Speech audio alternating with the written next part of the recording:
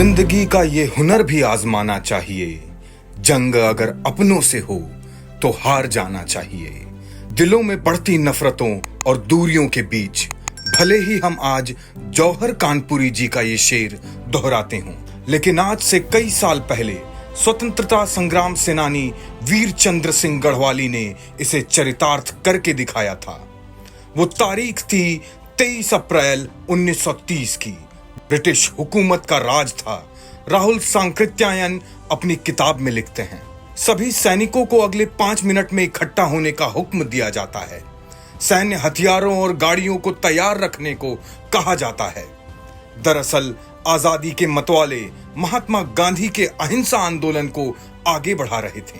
पहले विश्व युद्ध के बाद खुदाई खिदमतगार के बैनर तले और खान अब्दुल गफ्फार खान के नेतृत्व में पठान मुसलमानों ने पेशावर में बड़े जनसमूह को जोड़ा और ब्रिटिश हुकूमत के खिलाफ अहिंसा आंदोलन का बिगुल बजा दिया। यह आंदोलन अंग्रेजों को बहुत खटक रहा था। हमेशा की तरह इस आंदोलन को भी अंग्रेज सांप्रदायिक हिंसा में बदलकर कुचल देना चाहते थे। उनकी योजना थी कि हिंदू और मुसलमान को आपस में लड़ाकर इसे मिटाया जा सकता है। यही वजह थी कि पेशावर आंदोलन को खत्म करने के लिए गढ़वाल रेजिमेंट को चुना गया और यह अफवाह फैलाई गई कि पठान गाय का मांस खाते हैं और हिंदू से नफरत करते हैं। उधर कैप्टन रिकेट ने पहले ही गढ़वाली बटालियन को एडवांस में तैयार रहने को बोल दिया था। अब रिकेट उन आंदोलनकारियों के बीच जाकर कहता है, सभी यहां से चले जाएं, नहीं तो गोलियों से भून दिए जाएंगे। रिकेट की यह धमकी पठानों की हिम्मत को डिगा न सकी, जिसके बाद रिकेट जोर से चिल्लाया और गोली चलाने का आदेश दे दिया। लेकिन रिकेट की आवाज के साथ एक और आवाज आई और वो थी उसके बाईं ओर खड़े वीर चंद्र सिंह गढ़वाली की। वो चिल्लाए, कोई भी गढ़वाली गोली नहीं चलाएगा। इतना सुनते ही सैनिकों ने हथियार डाल दिए। उनमें से एक जवान उदय सिंह ने अपनी बंदूक को एक पठान की ओर बढ़ाते हुए कहा, ये लो भाई, अब तुम हमें शूट कर सकते हो। ये देखते ही 3 में से पहले और दूसरे दस्ते ने अपने हथियार जमीन पर रख दिए, लेकिन तीसरे दस्ते के कमांडर लूथी सिंह को यह बर्दाश्त नहीं हुआ। उसने खुद फायरिंग करते हुए अपने दस्ते को हमला करने का आदेश दे दिया।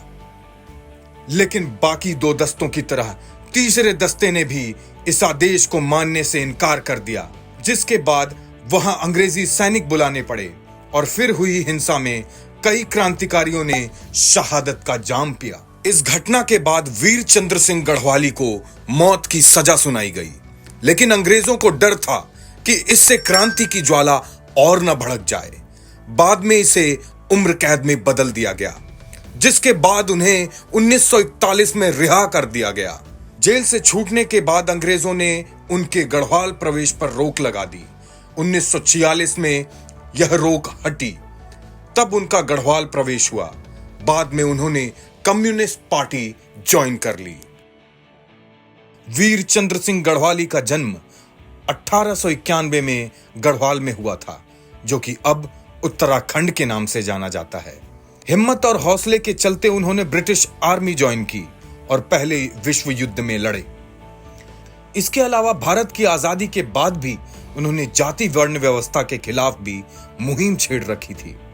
हालांकि आजाद भारत में उनका जीवन बहुत गरीबी में बीता, जबकि उन्हें पेंशन के तौर पर महीने में 16 रुपए मिलते थे।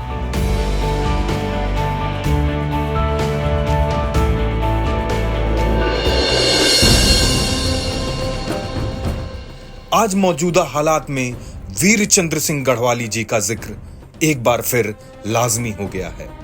यह सवाल उठता है, आज के समय में वीर चंद्र सिंह गढ़वाली होते तो क्या होता? क्या वो आंदोलन कर रहे किसानों को खालिस्तानी कहते? आज धर्म के नाम पर दुश्मन बने 2 समुदायों पर उनकी क्या राय होती? क्या वीर चंद्र गढ़वाली उनका साथ देते जो शाहीन बाग की महिलाओं को करंट लगाने की बात करते हैं? क्या वीर चंद्र सिंह गढ़वाली उनका साथ देते जिन्होंने पूरे देश में आतंकवाद विरोधी कानून बनाकर शांतिपूर्ण तरीके से विरोध करने वाले लोगों को जेल में डाल दिया, या उनके साथ खड़े होते जो न्याय और शांति के लिए लड़ाई लड़ रहे हैं? जवाब आपको तलाशना है।